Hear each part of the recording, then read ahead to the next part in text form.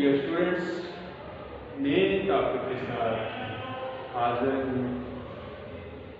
آج کا جو ہمارا ٹاپک ہے ڈیفارسٹیشن کے بعد گلوبل وارمنگ۔ گلوبل لفظ نکلا ہے گلوب سے۔ گلوب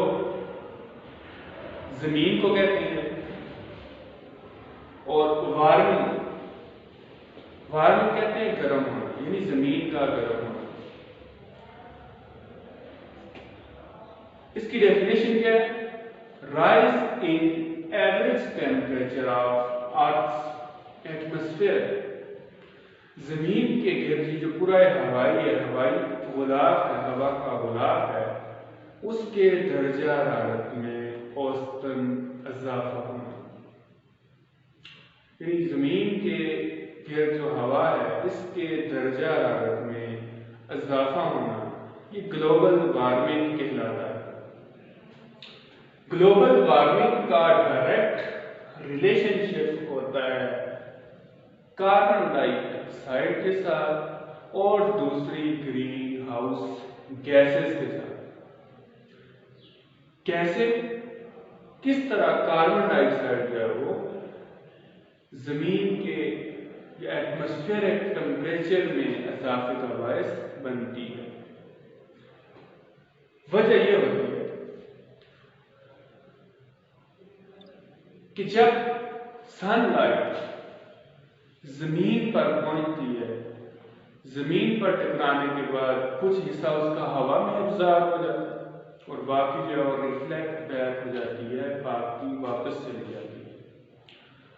اب کچھ حصہ اس لائٹ کا ہوا کے ٹمپریچر کو ارتھ کو ہیٹ اپ کرنے کے لیے استعمال ہو جاتا ہے۔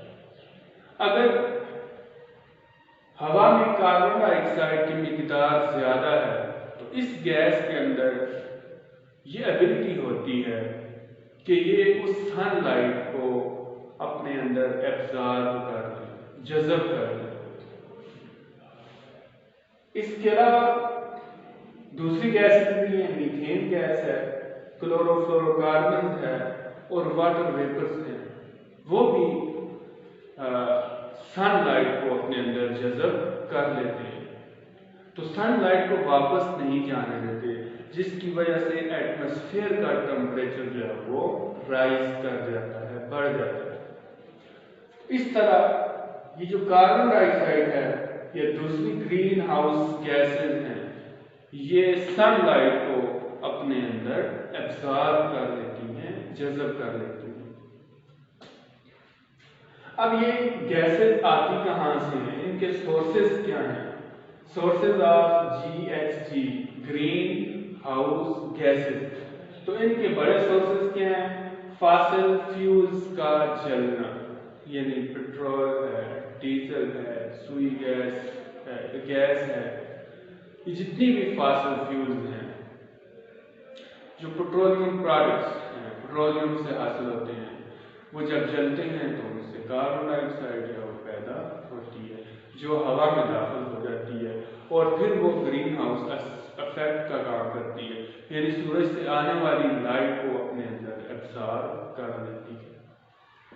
دوسرا سورس ہے اس کا فارسٹ فائر، جب جنگلوں میں آگ لگ جاتی ہے تو اس کی وجہ سے بھی کاربن ڈائی آکسائڈ پیدا ہوتی ہے۔ Average rise in temperature annually, سالانہ کتنا ٹیمپریچر بڑھتا ہے؟ تو سائنٹسٹ کا اندازہ ہے کہ 21ویں صدی کے اینڈ تک جو زمین ہے اس کا ٹیمپریچر 1.5 ڈگری سینٹی گریڈ سے 4.5 ڈگری سینٹی گریڈ تک بڑھ جائے، زیادہ ہو جائے۔ افیکٹس، جو گلوبل وارمنگ ہے، زمین کا ٹمپریچر بڑھ رہا ہے، ایٹماسفیئر ٹمپریچر بڑھ رہا ہے، اس کے اثرات کیا ہیں گلوبلی، عالمی سطح پر، اس زمین کے اوپر، اس ایٹماسفیئر کے اوپر؟ پہلی بات تو یہ ہے جب ٹمپریچر میں اضافہ ہوگا تو زمین کے اوپر بڑے بڑے جو برف کے ریزروائرز ہیں، ذخائر ہیں، وہ میلٹ ہوں گے، پگھلیں گے، पिघल कर दरियाओं की सूरत में, नदी नालों की सूरत में, चश्मों की सूरत में वो पानी जाएगा समुद्रों में। तो समुद्रों का लेवल क्या होगा, ऊपर आएगा, बढ़ जाएगा। तो जिसकी वजह से समुद्र के आसपास रहने वाले जो लोग हैं, कोस्टल सिटीज हैं, शहर हैं, वो ज़ेरे आब आ जाएंगे, वो पानी में डूब जाएंगे, जिसकी वजह से कोस्टल सिटीज को खतरा लाहिक है। और ये किसकी वजह से होता है, ग्लोबल वार्मिंग की वजह से। दूसरी बात है कि टेम्परेचर और रेनफॉल शिफ्टिंग, कि अब पहले जो तरतीब होती थी अब वो बदल रही है आहिस्ता आहिस्ता। अगर पहले 10वें महीने से सर्दी स्टार्ट हो, अब 10वें महीने में सर्दी नहीं होती, अब लेट हो रही है।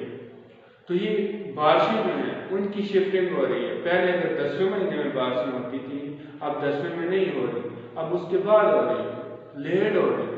तो ये होता है शिफ्टिंग, तब्दील हो जाना पहले वाली तरतीब से हट कर। तो टेम्परेचर अगर पहले किसी इलाके का कम होता था, अब जो उस इलाके का टेम्परेचर आहिस्ता आहिस्ता बढ़ रहा है। अगर पहले किसी इलाके में बारिशें ज्यादा होती थी, अब कम हो रही हैं। जिस मौसम में होती थी अब उस मौसम में नहीं हो रही, जिस महीने में होती थी ज्यादा अब उस महीने में नहीं हो रही।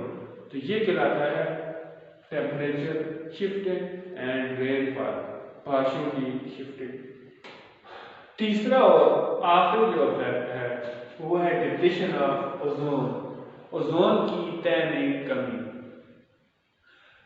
ओजोन क्या होती है, ये हमारी जमीन के गिर्द एक प्रोटेक्टिव लेयर होती है जो हमारी जमीन को सूरज से आने वाली अल्ट्रावायलेट शुआओं से बचाती है। अल्ट्रावायलेट शुआएं क्या है, ये सूरज से आने वाली वो शुआएं होती हैं जो हमारी जमीन के लिए, जानदारों के लिए नुकसानदेह होती है। जिस तरह ये कैंसर का बायस बनती है, स्किन कैंसर का, हमारी जल्द के सरतान का ये कैंसर का बायस बन सकती है।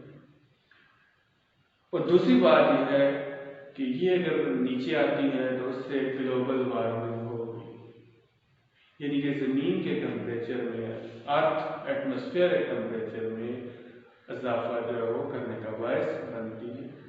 तो जब ओजोन कम होगी तो यूवी रेडिएशन जो है ऊपर नहीं रहेंगी, बल्कि वो फिर ओजोन को क्रॉस करके नीचे आ जाएंगी, उस सतह को क्रॉस करके नीचे आएंगी। तो फिर वो हेल्थ प्रॉब्लम्स का भी बायस बनेंगी और ग्लोबल टेम्परेचर को इंक्रीज करने का बायस बनेगी। तो अब ओजोन डिप्लीशन की वजह क्या है? ओजोन डिप्लीशन की बड़ी वजह क्लोरोफ्लोरोकार्बन हैं, वो कार्बन जिनमें क्लोरीन और फ्लोरीन पाई जाती है।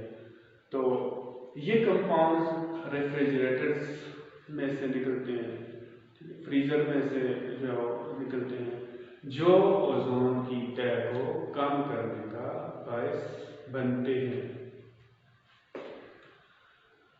तो ये था ऑल अबाउट ग्लोबल वार्मिंग। उम्मीद है आपको समझ आ गई होगी। नेक्स्ट टॉपिक के साथ फिर हाजिर होंगे।